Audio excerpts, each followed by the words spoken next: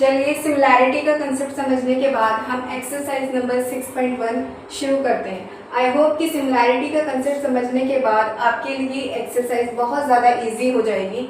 तो इसके first question में कहता है कि आप कुछ फिलिंग द ब्लैंक्स दे रखे हैं, आप इनको कंप्लीट करो।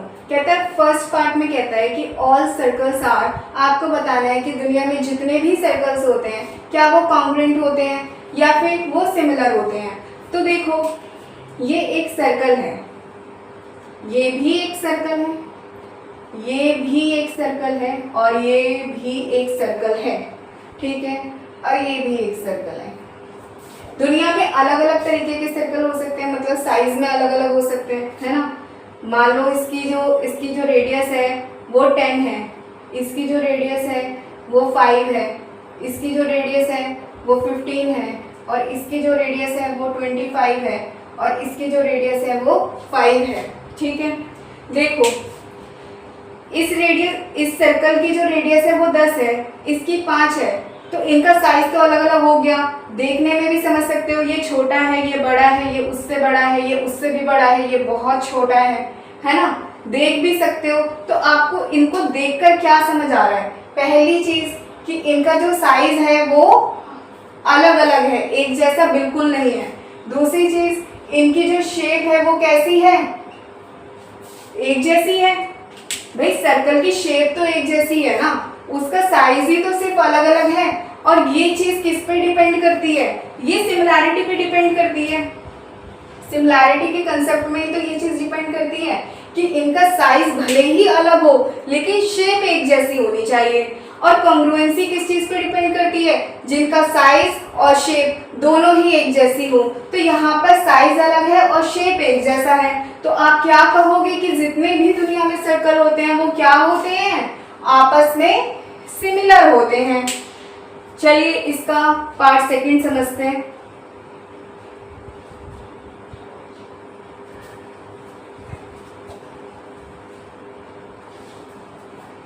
पार्ट सेकंड में कहता है ऑल स्क्वायर्स आर, दुनिया में जितने भी स्क्वायर्स हैं वो सारे या तो सिमिलर होंगे या कॉन्ग्रुएंट होंगे। अब आप हमें बताइए कि वो सिमिलर है या कॉन्ग्रुएंट है, ऐसा उसने क्वेश्चन में पूछा है।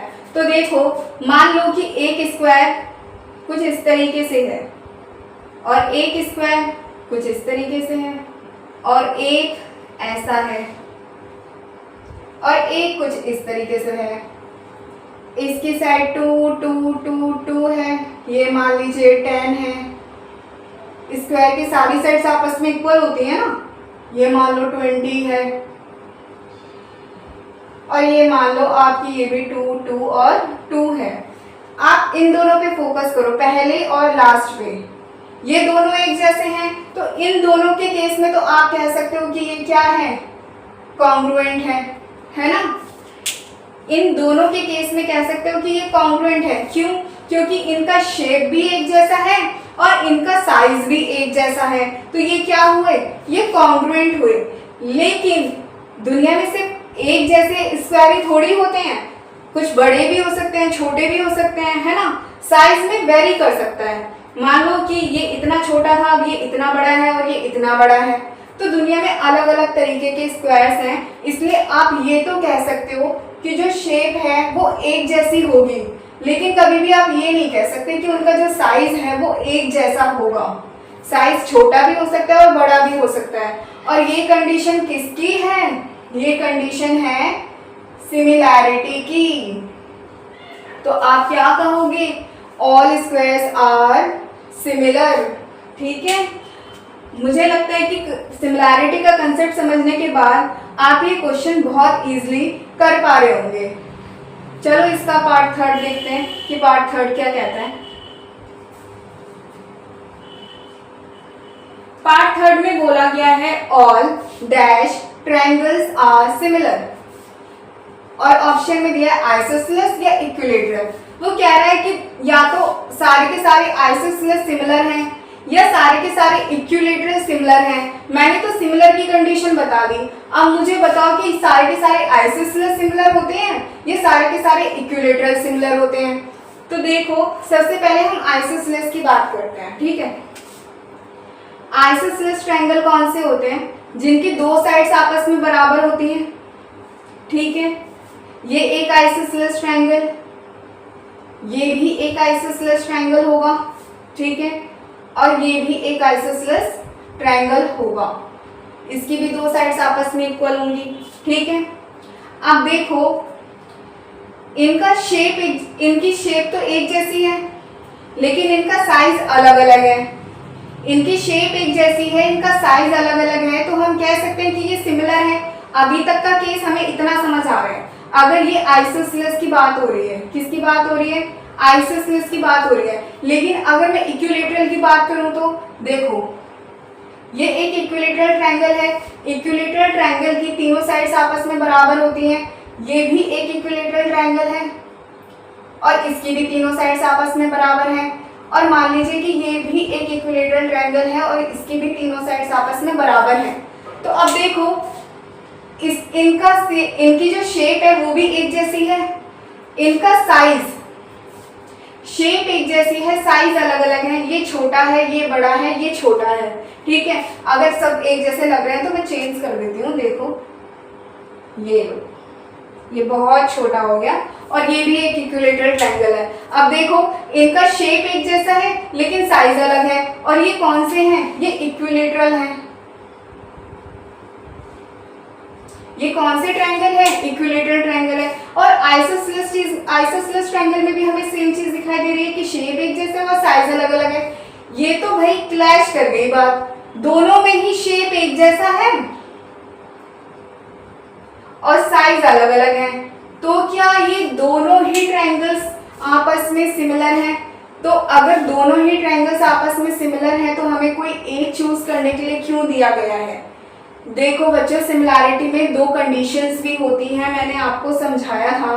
पहली कंडीशन क्या थी कि इनके कॉरेस्पॉन्डिंग एंगल्स इक्वल होते हैं। कॉरेस्पॉन्डिंग एंगल्स का मतलब क्या है, जैसे इस ट्रायंगल के ये तीन एंगल इस ट्रायंगल के तीन एंगल के बराबर होंगे।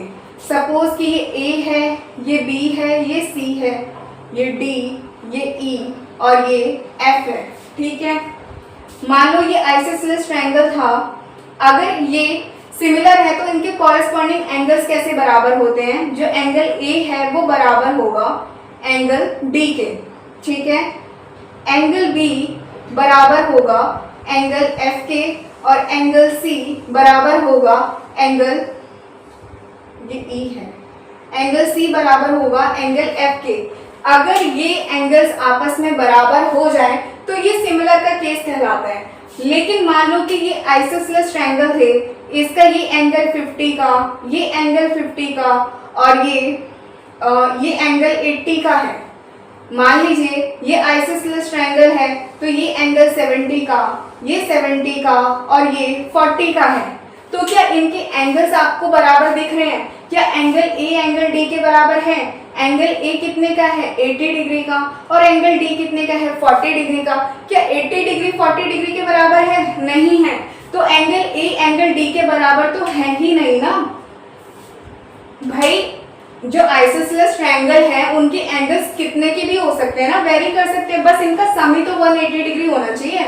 इनका सम कितना होना चाहिए? 180 डिग्री होना चाहिए। काउंट कर लो, 70 70 140 और 40 कितने हो गए? 180। यहाँ पे काउंट करो, 50 50 100 और 80 कितने हो गए? 180। इनका सम तो 180 डिग्री है ना, मतलब ट्रायंगल्स तो सही बने हैं, इनके एंगल्स तो सही बने हैं, लेकिन एंगल्स आपस में बराबर नहीं है, तो कंडीशन फॉलो नहीं हो रही।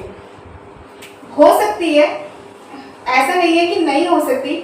मान लो कि ये भी 70 है, ये भी 70 है और ये 40 है, तो कंडीशन फॉलो हो जाएगी। लेकिन ये तो सिर्फ कोई एक केस होगा ना, हर केस में तो ऐसा नहीं हो सकता। हर केस तो अलग अलग तरीके से वेरी करेगा। तो आप नहीं कह सकते कि जो आइसोसेलेस ट्रायंगल हैं वो सारे के सारे सिमिलर होते हैं। कुछ आइसोसेलेस ट्रायंगल सिमिलर हो सकते हैं, लेकिन सारे आइसोसेलेस ट्रायंगल सिमिलर नहीं होते। अब इक्विलैटरल के केस में देखो क्या होता है। इक्विलैटरल ट्रायंगल के केस में हर एंगल जो है वो 60 डिग्री का होता है। ये फिक्स है कि इसका हर एंगल कितने डिग्री का होगा? 60 डिग्री का होगा। चाहे एंगल छोटा हो या बड़ा, चाहे ट्रायंगल छोटा हो या बड़ा हो, लेकिन इसका हर एंगल कितने डिग्री का होगा? 60 डिग्री का होगा। सिमिलरली इसका भी कितने डिग्री का होगा? 60 डिग्री का होगा। यानी कि इसके हर एंगल आपस में क्या है? बराबर है। इस ट्रायंगल के और इस ट्रायंगल के और इस ट्रायंगल के सबके एंगल्स आपस में क्या है? बराबर हैं। और यही कंडीशन तो सिमिलैरिटी की होती है कि इनके जो कॉरेस्पॉन्डिंग एंगल्स होते हैं वो आपस में क्या होते हैं? बराबर होते हैं। तो आप ये कह सकते हो कि सारे के सारे इक्विलेटरल ट्रायंगल आपस में सिमिलर होते हैं। आइसोसेलेस सिमिलर क्यों नहीं होते? क्योंकि इनके सिर्फ कुछ ही केसेस सिमिलर होते हैं, सारे के सारे केस सिमिलर नहीं होते। ठीक है, आई होप कि आपको इसका पार्ट 3 समझ आया होगा। चलिए हम इसके पार्ट 4 की बात करते हैं।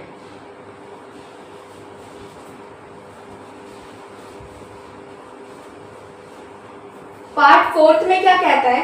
पार्ट 4 में कहता है two polygons of the same number sides are similar. कहते हैं दो पॉलीगन्स हैं, उनकी जो साइड्स के नंबर है वो सेम है। मतलब पॉलीगन अगर 4 साइड का है तो दूसरा भी 4 साइड का है। ठीक है, कहते हैं देयर कॉरेस्पॉन्डिंग एंगल्स आर, उनके कॉरेस्पॉन्डिंग एंगल्स क्या होंगे? उनकी जो साइड्स हैं, कॉरेस्पॉन्डिंग साइड्स हैं, वो क्या होंगी आपको बताना है। ठीक है, मान लो कि ये एक पॉलीगन है, ठीक है, और ये एक दूसरा पॉलीगन है। ठीक है, और इसने कंडीशन दे दी है कि इनकी जो साइड्स के नंबर्स हैं वो सेम है। ये भी 1, ये भी 1, ये भी 1, ये भी 1, ये 4 साइड, ये भी 4 साइड। ठीक है, तो इनके जो एंगल्स होंगे वो आपस में क्या होंगे? बराबर होंगे। मैंने स्क्वायर का केस ले लिया, सिंपल। किसका केस ले लिया? स्क्वायर का केस ले लिया। भाई ये भले ही स्क्वायर है लेकिन है तो पॉलीगन ना, इन्हें मैं पॉलीगन भी तो कह सकती हूँ। भले ही स्क्वायर है लेकिन पॉलीगन भी तो कहलाते हैं। तो ये अगर इसकी 4 साइड है तो इसकी भी 4 साइड है, और इनके हर एंगल कितने डिग्री के होते हैं? 90 डिग्री के होते हैं। अगर इसके सारे एंगल 90 डिग्री के हैं और इसके भी सारे एंगल 90 डिग्री के हैं, तो इनकी जो पहली कंडीशन हो गई कि इनके जो कॉरेस्पॉन्डिंग एंगल्स हुए वो आपस में क्या हुए? इक्वल हुए। वो आपस में क्या कहलाए? इक्वल कहलाए। दूसरी चीज, अगर ये 2 है, ये 2 है, ये 2 है और ये 2 है, इस वाले स्क्वायर की साइड 2, 2, 2 है और इस वाले स्क्वायर की साइड 10, 10, 10, 10 है, तो इनका रेशियो कितना होगा? 2/10, 2/10 और 2/10 और 2/10 होगा। इनका जो रेशियो मैं निकालूंगी वो 2/10, 2/10, 2/10 होगा। यानी कि रेशियो कितना आ जाएगा? 1:5 आ जाएगा। सबका ही रेशियो कितना आएगा? 1:5 आएगा। इसका मतलब इनकी जो कॉरेस्पॉन्डिंग साइड्स हैं वो आपस में क्या है? प्रोपोर्शनल है। क्या है? आपस में प्रोपोर्शनल है। इनका जो रेशियो होता है वो आपस में क्या होता है? वो इक्वल होता है। ठीक है, तो हम कह सकते हैं कि इनकी जो कॉरेस्पॉन्डिंग साइड्स होती हैं वो आपस में प्रोपोर्शनल होती हैं। इनके जो कॉरेस्पॉन्डिंग एंगल्स होते हैं वो आपस में इक्वल होते हैं। आई होप कि आपको इसका क्वेश्चन नंबर 1 क्लियरली समझ आया होगा।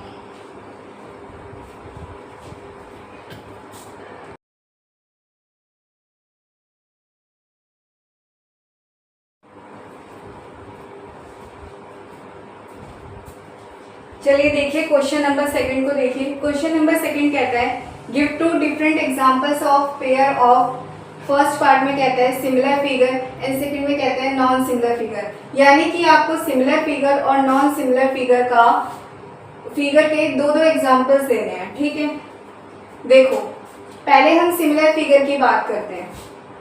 ये एक स्क्वायर है और ये भी एक स्क्वायर है।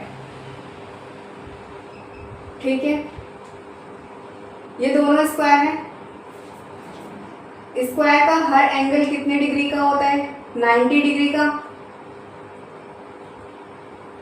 ठीक है, इसकी साइड 2 है, ये 2 है, ये 2 है और ये 2 है। मान लीजिए कि ये 12 है, ये 12 है, ये भी 12 है और ये भी 12 है। ठीक, ये A है, ये B है, ये C है और ये D है। इसे E मानो, इसे F मानो, E F, ये G और ये H। ठीक है, तो दो दो आपके पास स्क्वायर हैं, दो क्या है आपके पास स्क्वायर है, A B C D and E F G H. ये तो पता होगा ना कि जब दो चीज़ें आपस में सिमिलर होती हैं, जब दो चीज़ें आपस में सिमिलर होती हैं तो इसका जो ए है वो इस ई के बराबर होगा, ये जो बी है वो एफ के बराबर होगा, ये जो सी है वो जी के बराबर होगा, और जो ये डी है वो एच के बराबर होगा। Angles, angle A angle E के बराबर, एंगल बी एंगल एफ के बराबर, एंगल सी एंगल जी के बराबर, एंगल डी एंगल एच के बराबर। इतना तो पता है ना, जिस तरीके से हम लिखते हैं शुरू से वही चीज़ इक्वल होती है। इस जैसे ए को पहले लिखा और इधर ई को पहले लिखा तो ए किसके बराबर होगा, ई के।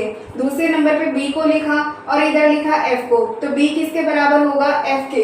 इस तरीके से चीज़ें चलती हैं। जैसे ये ए बी साइड है तो पहली ई एफ साइड हुई तो ए बी जो साइड है वो प्रोपोर्शनेट होगी किसके, ई एफ साइड के।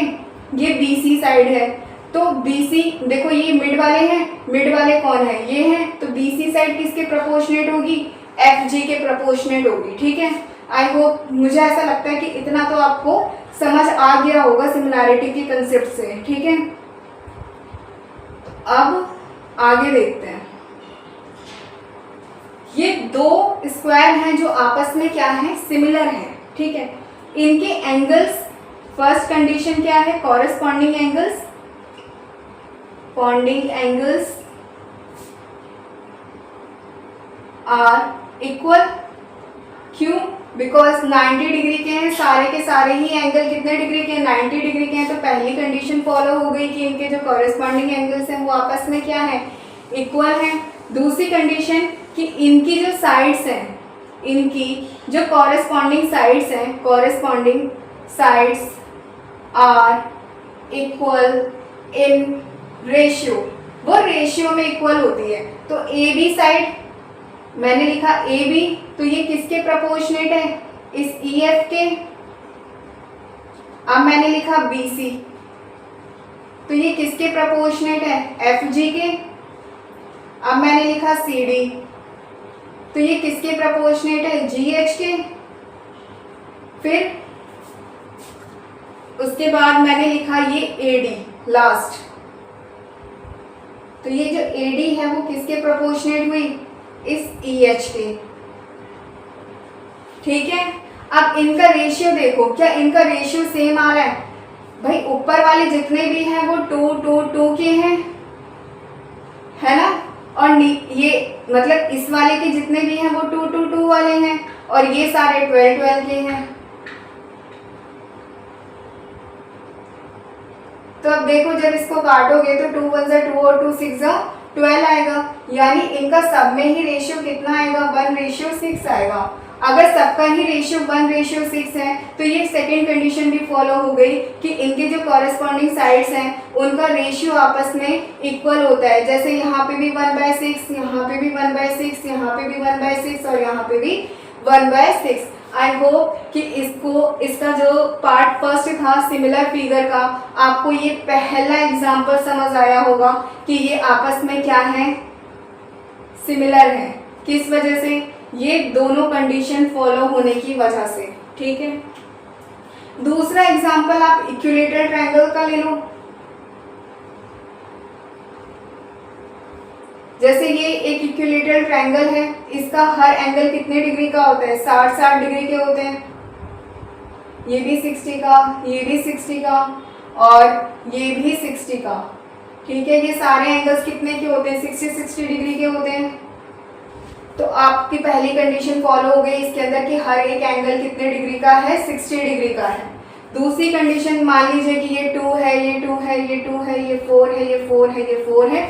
बिकॉज इक्विलेटरल ट्रायंगल की हर साइड आपस में इक्वल होती है, तो सपोज कि इसकी हर एक साइड 2 सेंटीमीटर की है और इसकी हर एक साइड 4 सेंटीमीटर की है, तो इनका भी रेशियो कितने का हो जाएगा, 2 1 जा 2 2 2 जा 4, यानी कि 1:2 का प्रोपोर्शनेट आएगा। ठीक है, हर किसी साइड में कितने का आएगा, 1:2 का आएगा। तो ये सेकेंड कंडीशन भी क्या हो जाएगी, फॉलो हो जाएगी। तो इनको हम क्या कहेंगे, सिमिलर फिगर्स कहेंगे। ठीक है, अब हम बात करेंगे नॉन सिमिलर फिगर्स की।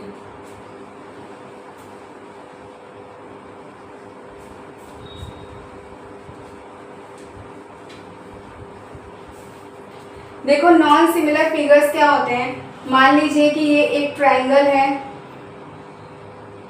और ये एक सर्कल है, तो क्या इनकी शेप एक जैसी है? मुझे बताओ, क्या इनकी शेप एक जैसी है? नहीं, इनकी शेप एक जैसी नहीं है। जब और जो सिमिलैरिटी होती है वो डिपेंड किस पे करती है, शेप पे, साइज पे तो करती नहीं है, शेप पे डिपेंड करती है। अगर इन दोनों की ही शेप अलग अलग है तो क्या ये सिमिलर फिगर्स हो सकते हैं?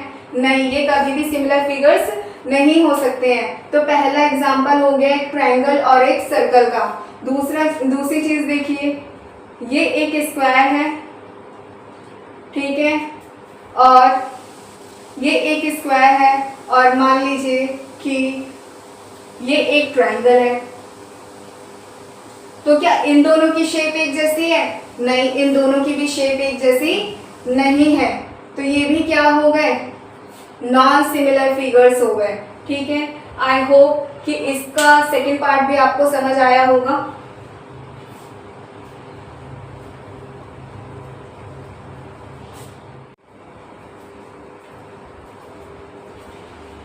चलिए क्वेश्चन नंबर 3 देखिए। क्वेश्चन नंबर 3 के according state whether the following quadrilaterals are similar और नॉट। ये जो दो क्वाड्रिलेटरल आपको दे रखे हैं, आपको बताना है कि ये सिमिलर है या नहीं है। तो देखो, ये जो पहला क्वाड्रिलेटरल दे रखा है ये क्या है, ये रोम्बस है, और ये क्या है, ये एक स्क्वायर है।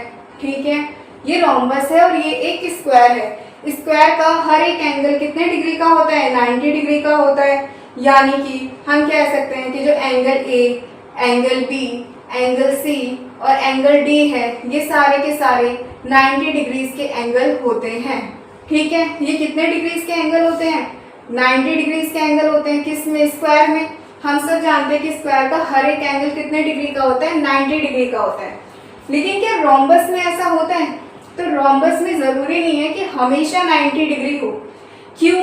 क्योंकि इसकी कंडीशंस क्या होती हैं कि इनके जो अपोजिट एंगल्स होते हैं वो आपस में इक्वल होते हैं। जैसे कि जो एंगल एस है, ये वाला जो एंगल है वो इसके अपोजिट एंगल क्यू के बराबर होगा। जो एंगल पी है वो इसके अपोजिट एंगल आर के बराबर होगा, पहली चीज। दूसरी चीज इसमें क्या होती है कि इनके जो सप्लीमेंट्री एंगल्स होते हैं उनका सम 180 डिग्री होता है। सप्लीमेंट्री एंगल्स जो एक ही लाइन पर बनते हैं, एक ही साइड में बनते हैं, जैसे एंगल एस और एंगल पी, तो इनका जो सम होगा वो कितना होगा, 180 डिग्री होगा। सेम चीज एंगल आर और एंगल क्यू, इनका सम भी कितना होगा, 180 डिग्री होगा। लेकिन क्या ये 180 हमेशा 90 + 90 से मिलकर ही बनेगा क्या हर, अगर ये भी 90 और ये भी 90 है तभी 180 बनेगा? नहीं, हमेशा तो ऐसा नहीं होगा। मान लो कि एक बार 100 है और ये एक बार 80 है, इससे भी मिलकर 180 बन जाएगा। ठीक है, मान लो कि ये 110 है और ये 70 है, तो ये मिलकर भी कितना बना देंगे, 180 बना देंगे। एक केस हो सकता है कि एक बार मान लो ये 90 है और ये 90 है और ये 180 बन गया, लेकिन हर बार तो ऐसा नहीं होगा ना। हर बार तो सिर्फ हर बार एंगल आर एंगल क्यू 90 के, एंगल एस एंगल पी 90 के नहीं हो सकते हैं, कभी तो भाई चेंज भी होंगे। ठीक है, और अगर हर बार ये कंडीशन फॉलो नहीं होती कि इसके जितने भी एंगल्स हैं वो 90 डिग्री के हैं, तो वो कभी भी स्क्वायर के एंगल्स के बराबर नहीं हो पाएंगे, क्योंकि स्क्वायर की तो भाई ये कंडीशन है कि ये हमेशा ही 90 डिग्री रहेंगे। लेकिन इसकी तो ये कंडीशन नहीं है ना कि ये हमेशा ही 90 डिग्री रहेंगे। तो हम कह सकते हैं कि जो रोम्बस है और जो स्क्वायर है and square are two quadrilaterals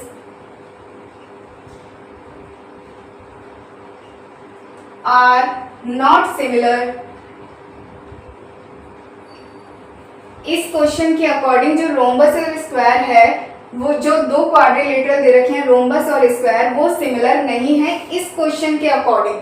लेकिन अगर कभी मान लो ऐसा केस हो जाता है कि रोम्बस के हर एंगल जो है वो 90 डिग्री का है, तब जो रोम्बस है वो स्क्वायर के एंगल के बराबर हो जाएगा, यानी रोम्बस के जो एंगल है वो स्क्वायर के एंगल के बराबर हो जाएंगे, तब ये सिमिलर हो जाएंगे अगर रोम्बस के हर एंगल 90 डिग्री का हो। लेकिन अभी तो कुछ आपको क्लियर नहीं कर रखा ना कि कितने कितने डिग्री के एंगल हैं, तो आप एग्जैक्टली ये नहीं कह सकते कि इसका हर एंगल जो है वो 90 डिग्री का ही होगा, ठीक है। इसीलिए इस क्वेश्चन के अकॉर्डिंग जो रोम्बस और स्क्वायर है वो सिमिलर नहीं है। आई होप कि आपको एक्सरसाइज 6.1 क्लियरली समझ आई होगी। अगर आपको ये चीजें समझ आ रही हैं तो आप प्लीज मेरे चैनल को सब्सक्राइब कीजिए।